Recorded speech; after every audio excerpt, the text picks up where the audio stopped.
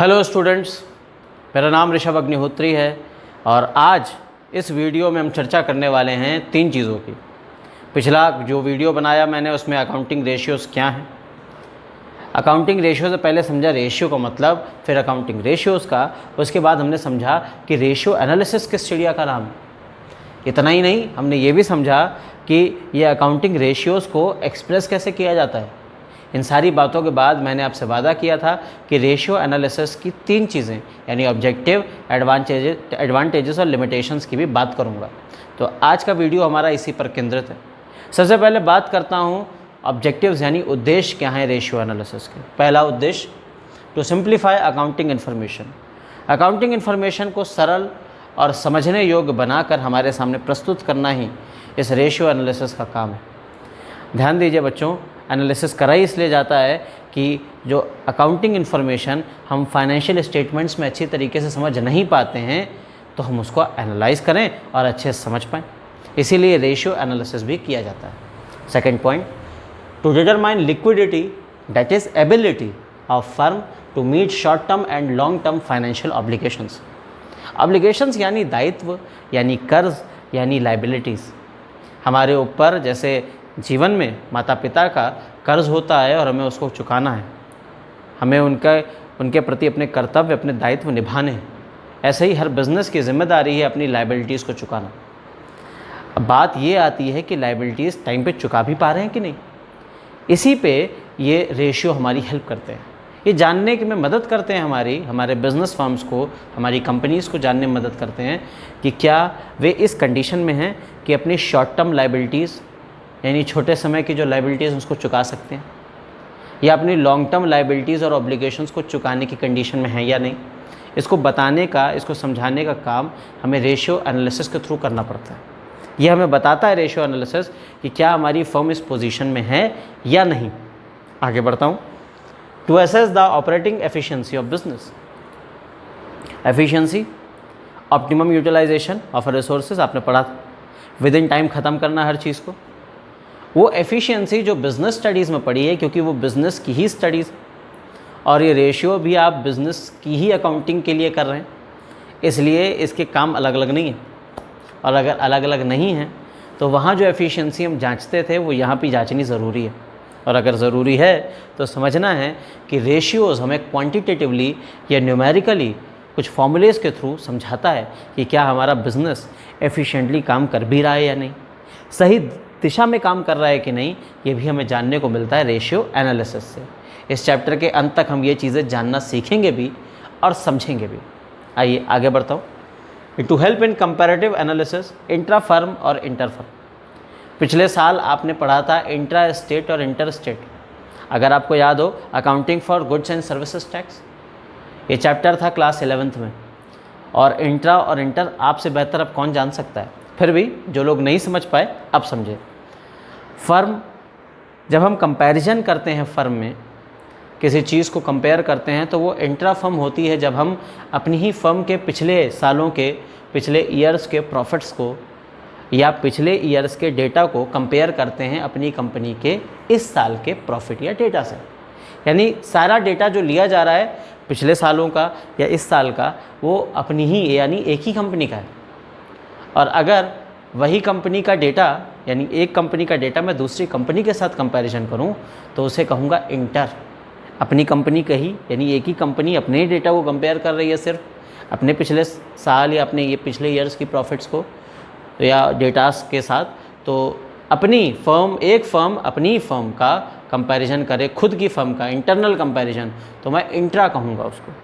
और एक फर्म दूसरे फर्म के साथ कंपैरिजन करे तो मैं उसको कहूँगा इंटर फर्म। तो मेरे हिसाब से आपको क्लियर हो गया होगा। ये दोनों ही काम करने में मदद करता है हमें रेशियो एनालिसिस। हम इंट्रा फर्म कंपैरिजन भी कर सकते हैं और इंटर फर्म भी। आइए अब बढ़ते हैं आगे एडवांटेजेस पे। अच्छाइयाँ क्या हैं, क्या अच्छाइयाँ हैं इस रेशियो एनालिसिस चैप्टर की, आइए समझते हैं। Useful tool for analysis of financial statements. Financial statements को एनालाइज करने के लिए एक बड़ा यूज़फुल टूल है। पीछे हम पढ़ चुके हैं कंपैरेटिव कॉमन साइज स्टेटमेंट्स भी, थोड़ा बहुत समझा भी है उसको, लेकिन उससे ज़्यादा इफ़ेक्टिव टूल रेशियो एनालिसिस बनाया गया। इसमें ज़्यादा अच्छे से और बहुत सरल और इजी फार्मूलाज को यूज़ करते हुए हम अपने बिज़नेस को एनालाइज कर सकते हैं और इसीलिए यह चैप्टर में पढ़ाया जा रहा है। सिंप्लीफाइज अकाउंटिंग इन्फॉर्मेशन और डेटा। अकाउंटिंग इन्फॉर्मेशन को सरल कर देता है। ये पॉइंट अभी हमने पढ़ा था अभी ऑब्जेक्टिव्स में, ज़रा ध्यान दीजिएगा बच्चों। ये मैंने आपको एडवांटेजेस, ऑब्जेक्टिव्स और लिमिटेशंस तीनों साथ लिख के इसीलिए दिखाएं क्योंकि ऑब्जेक्टिव्स और एडवांटेजेस में हमें कुछ पॉइंट सेम मिलेंगे। आपको एग्ज़ाम के पर्पस के लिए तैयार होना भी ज़रूरी है। हम वीडियोस देखते हैं, हम पढ़ते हैं, लेकिन ये ज़रूरी नहीं है कि वीडियोस से हम उतना ग्रहण कर लें जो लेना चाहिए, जो ग्रहण करना चाहिए। दूसरी बात कि कई वीडियोस इसमें पीछे हैं कि हमारी स्ट्रेटजी क्या होनी चाहिए एग्ज़ाम के लिए। एग्ज़ाम में जब आप जा रहे हैं तो आपको कुछ स्ट्रेटजीज़ को फॉलो करना चाहिए तैयारी के लिए। पहली तैयारी की स्ट्रेटजी यही इसी वीडियो के थ्रू मैं बता रहा हूँ कि आपको कॉमन ढूंढना चाहिए। ऑब्जेक्टिव और एडवांटेजेस में देखिए कुछ पॉइंट्स मिलते जुलते होंगे, उन पॉइंट्स को आपको मार्क कर लेना है और जब आप एग्ज़ाम में जाएं तो उन्हीं कॉमन पॉइंट्स को पढ़िए। यानी अगर हमने ऑब्जेक्टिव के कुछ पॉइंट पढ़े और एडवांटेजेस में वो मार्क कर लिए तो ऑब्जेक्टिव तैयार यानी एडवांटेजेस भी तैयार। कुछ इस तरीके से हम अपना बर्डन कम कर सकते हैं। ढेर सारी चीज़ें याद रखने के बजाय कुछ सिंपल चीज़ें करके हम अपने बर्डन को घटा सकते हैं। तो यही तो मैं भी कर रहा हूँ आपके साथ। इस पॉइंट को मैंने यही समझा दिया है। सिंप्लीफाई करने का काम करता है रेशियो एनालिसिस हमारी अकाउंटिंग इन्फॉर्मेशन को, जिससे हम उसको अच्छी तरीके से और आसानी से समझ सकते हैं। Useful in assessing operating efficiency of business. देखिए अभी मैंने यहाँ पे तीसरा पॉइंट ये पढ़ाया था और यहाँ पर भी तीसरा पॉइंट यही है। ऑपरेटिंग एफिशिएंसी बिजनेस की जानने में मदद करता है कौन? Ratio analysis. आगे यूज़फुल इन फोरकास्टिंग। फोरकास्ट करना आप जानते हैं, मैच में भी फोरकास्टिंग होती है। आईपीएल आप देखते होंगे, T20 मैचेस देखते होंगे, one day match, test matches, forecasting होती है। कितना स्कोर होगा, प्रेडिक्शंस होते हैं। कुछ यही फोरकास्टिंग करने में हेल्प करता है हमें रेशियो एनालिसिस, क्योंकि हम रेशियोज़ की मदद से पीछे के कई ईयर्स का कंपैरिजन कर सकते हैं और जब कंपैरिजन कर सकते हैं तो ट्रेंड्स भी समझ सकते हैं कि पिछले कुछ ईयर्स में ऐसा हो रहा है तो आगे भी ऐसा होगा, इसलिए हम फोरकास्ट भी कर सकते हैं। आइए आगे बढ़ते हैं। यूज़फुल इन लोकेटिंग वीक एरियाज। सिर्फ अच्छा ही देखना ज़रूरी नहीं है, बिज़नेस में कमियां भी ढूंढना ज़रूरी है, जिससे हम अपनी कमियों को दूर करें और अपनी कमियों को अपनी ताकत में बदलें, अपनी स्ट्रेंथ में बदलें। ये काम करने में हेल्प करता है ratio analysis. Useful in comparison intra firm and inter firm. देखिए फिर से मैंने यही पॉइंट यहाँ बताया था और यहाँ पर भी यही पॉइंट आ गया। कंपैरिजन करने में यानी आपस में हम दो चीज़ों को आपस में कंपेयर कर सकते हैं, तीन चीज़ों को आपस में कंपेयर कर सकते हैं। ये भी हेल्प करता है कौन? हमें हेल्प करता है रेशियो एनालिसिस। इंट्रा फर्म और इंटर फर्म दोनों मैंने आपको समझा दिया है। चलिए आगे बढ़ते हैं। लिमिटेशंस।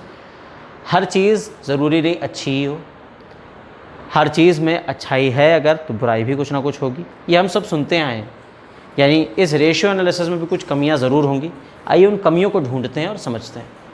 रेशियो एनालिसिस की पहली कमी, माइट गिव फॉल्स रिजल्ट। क्योंकि अकाउंटिंग इन्फॉर्मेशन अगर गलत हुई, जो अकाउंटिंग इन्फॉर्मेशन से फाइनेंशियल स्टेटमेंट्स बने हैं, तो अगर अकाउंटिंग इन्फॉर्मेशन गलत तो फाइनेंशियल स्टेटमेंट्स गलत, यानी बैलेंस शीट और स्टेटमेंट ऑफ पीएल भी गलत। और अगर यही गलत हो गए तो आप रेशियो एनालिसिस जो निकालोगे भी तो वो सही कैसे हो सकते हैं? गलत इन्फॉर्मेशन का रेशियो निकाल भी दिया तो सही नहीं हो सकता। इसलिए कमियां ये हैं कि गलती होने के चांसेस हैं। आप हमेशा ये नहीं कह सकते कि सही ही होगा। आइए आगे बढ़ते हैं। Qualitative factors are not considered. बिल्कुल, क्वांटिटीज़ तो हम हमेशा देखते हैं कितना कैसे, लेकिन क्वालिटीज़ पे भी ध्यान देना ज़रूरी है। फॉर एग्ज़ाम्पल मैंने ये तो बता लिया कि रॉ मटेरियल कितना हमने लगाया और उस रॉ मटेरियल को लगा के कितना प्रॉफिट कमाया, लेकिन हमने इस बात की बात बिल्कुल नहीं करी कि रॉ मटेरियल जो लगाया था वो कंपनी ए से सप्लाई करी थी हमने, या सप्लायर था हमारा कंपनी ABC। कंपनी PQR से लेते तो ज़्यादा अच्छी क्वालिटी का मटेरियल मिलता। इस क्वालिटी की कोई बात हमारी अकाउंटिंग में नहीं देखने को मिलती है। अगर हो सकती तो ज़्यादा अच्छा रहता। इसलिए रेशियो एनालिसिस कहीं ना कहीं क्वालिटेटिव चीज़ों में पीछे रह गया। इसका रीज़न ये भी हो सकता है स्टूडेंट्स कि हमने अकाउंटिंग जब पढ़ी थी, अकाउंटिंग की लिमिटेशंस, तो उसमें भी हमने देखा था कि अकाउंटिंग में भी क्वालिटेटिव नेचर मिसिंग है, क्वांटिटेटिव नेचर है।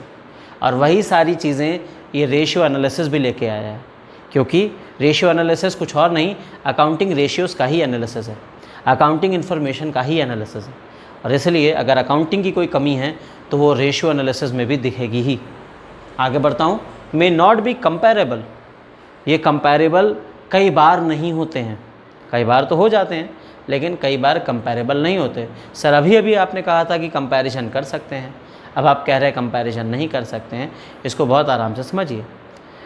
कंपैरिजन पॉसिबल तभी है जब प्रॉपर इन्फॉर्मेशन, सही तरीके से इन्फॉर्मेशन हमें मिले। अगर हमें प्रॉपर इन्फॉर्मेशन नहीं मिलेगी, मिसगाइडिंग इन्फॉर्मेशन मिलेगी, प्रॉपर मेंटेन्ड रिकॉर्ड्स नहीं मिलेंगे, तो हम कंपैरिजन नहीं कर सकते हैं। दूसरी बात ये भी कि कई चीज़ें हमारी चेंज होती रहती हैं। जैसे एग्जांपल के तौर पे हमने अपने फर्म का दूसरे फर्म से कंपैरिजन करना है, उनकी मेथड्स और पॉलिसीज़ अलग हैं और हमारी मेथड्स और पॉलिसीज़ अलग हैं। अगर हमारी पॉलिसीज़ वेरिएंट हैं तो उनका प्रॉफिट दूसरे तरीके से निकल रहा है और हमारा प्रॉफिट दूसरे तरीके से। हमारे प्रॉफिट पे किसी और चीज़ का फ़र्क अलग तरीके से पड़ रहा है, यानी डेप्रिसिएशन हमने WDV मेथड से निकाला और दूसरी फर्म ने SLM मेथड से निकाला, तो हमारे प्रॉफिट्स निकालने का सलीका ही अलग हो गया। हमारे एक्सपेंसेस जब नोट करने का तरीका अलग, तो सोचिए एक्सपेंसेस ही तो प्रॉफिट को निर्धारित करते हैं। हम जितनी सेल करके आए उसमें से एक्सपेंसेस ही घटाते हैं और प्रॉफिट निकालते हैं, तो एक्सपेंसेस निकालने का तरीका ही गलत हो गया, पॉलिसीज़ ही गलत हो गई। तो बताइए ना, हम कंपैरिजन करेंगे भी तो वो अप टू द मार्क नहीं हो पाएगा। इसलिए यहाँ पे मैंने पॉइंट दिया कि लिमिटेशंस हैं कि कंपैरिजन कभी कभी प्रॉपर नहीं हो पाता है। करने की कोशिश तो होती है लेकिन कभी कभी वो कंपैरिजन जो हुआ वो अप टू द मार्क नहीं होता। आइए आगे बढ़ते हैं। Price level changes are not considered. जब हम अकाउंटिंग इन्फॉर्मेशन की बात करते हैं तो भूल जाते हैं प्राइस लेवल चेंजेस को। आपको याद होगा पिछले साल आपने पढ़ा था कॉस्ट कॉन्सेप्ट या हिस्टोरिकल कॉस्ट कॉन्सेप्ट, जिसमें आपने चीज़ों को अपनी कॉस्ट प्राइस पे ही रिकॉर्ड किया था। और अगर कॉस्ट प्राइस पे रिकॉर्ड किया था तो उसमें प्राइस लेवल चेंज तो हुआ ही नहीं। और अगर प्राइस लेवल चेंज नहीं हुआ तो आपकी अकाउंटिंग डेटा सही नहीं हो गए, और अगर वो सही नहीं हुए, अप टू द मार्क नहीं हुए, तो अकाउंटिंग रेशियोज़ कैसे सही हो सकते हैं। अगर अकाउंटिंग इन्फॉर्मेशन गड़बड़ तो रेशियोज़ भी गलत होंगे। इसलिए कहीं ना कहीं प्राइस लेवल भी एक लिमिटेशन बन जाता है, हम उसको चेंज नहीं करते, एक लिमिटेशन है अकाउंटिंग की। और अगर अकाउंटिंग की लिमिटेशन है तो रेशियो एनालिसिस की भी है। आगे नेक्स्ट पॉइंट, विंडो ड्रेसिंग। अपनी कंपनी को या अपने फर्म के डेटा को अच्छे से अच्छा बनाना, दिखाना, जिससे कि दूसरे हमारी तरफ अट्रैक्ट हों, आकर्षित हों, यह है विंडो ड्रेसिंग। और ये विंडो ड्रेसिंग क्योंकि अकाउंटिंग को बढ़ाने चढ़ाने के लिए, अपनी अकाउंटिंग इन्फॉर्मेशन को अच्छा दिखाने के लिए यूज़ होती है, तो कहीं ना कहीं ये हमारे रेशियो एनालिसिस को भी प्रभावित करती है।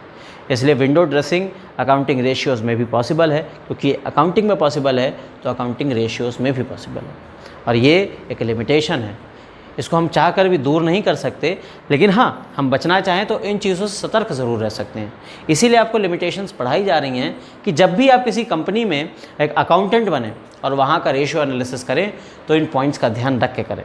आगे, पर्सनल बायस। हमने कोई अकाउंटिंग इन्फॉर्मेशन को यूज़ करके रेशियो निकाला। अब रेशियो का इंटरप्रिटेशन कोई व्यक्ति अपने तरीके से करता है और कोई व्यक्ति अपने तरीके से, क्योंकि हम कंप्यूटर्स नहीं हैं जिनको एक कमांड दी गई तो सब आप एक ही तरीके से काम करेंगे। सबका समझने का और सबका कार्य करने का तरीका अलग है, सबकी सोच और समझदारी अलग। इसलिए पर्सनल बायस यानी अपनी बुद्धि हर व्यक्ति लगाता है और अपने तरीके से रिजल्ट्स देता है, अपने तरीके से इंटरप्रिटेशंस देता है। ये रेशियो एनालिसिस को समझने के तरीके में फ़र्क ला सकता है, दृष्टिकोण सबके अलग अलग हो सकते हैं। इसलिए ये एक कमी है हमारे रेशियो एनालिसिस की। तो बस यहीं तक था इस वीडियो में, जो इन्फॉर्मेशन मुझे देनी थी यहीं तक ये वीडियो था। तो थैंक यू स्टूडेंट्स, आपने ये बातें सुनी। अगर आपको फिर भी इन चीज़ों में कोई प्रॉब्लम है, अगर आप अपने बुक में इन चीज़ों को पढ़ते हैं और कोई प्रॉब्लम फेस करते हैं, क्योंकि हमें अपनी बुक से पढ़ना बहुत ज़रूरी है, हम अपनी बुक से उस मटेरियल को तैयार करेंगे। मैंने यहाँ सिर्फ हेडिंग्स ली हैं, लेकिन आपको उसकी गहराई में उतरना है। हेडिंग्स के थ्रू मैंने समझाने की कोशिश तो की, लेकिन कई बार हम बुक्स को पढ़ते समय उसमें फंस जाते हैं, हमें समझ नहीं आता कि इन चीज़ों का मीनिंग क्या निकालें। तो ऐसे लोग आप जब भी चाहें मेरी हेल्प ले सकते हैं। आप मुझे कमेंट सेक्शन में लिख सकते हैं, बता सकते हैं कि आपको क्या प्रॉब्लम है। यकीन मानिए जैसे ही मेरे सामने ये चीज़ आएगी मैं आपको तुरंत के तुरंत कोशिश करूँगा कि उसका रिप्लाई करूँ। अगर उस दिन नहीं हो पाए तो शायद अगले दिन, लेकिन जल्द से जल्द आपकी क्वेरीज़ को सॉल्व करने की कोशिश करूँ। इसी के साथ स्टूडेंट्स, थैंक यू फॉर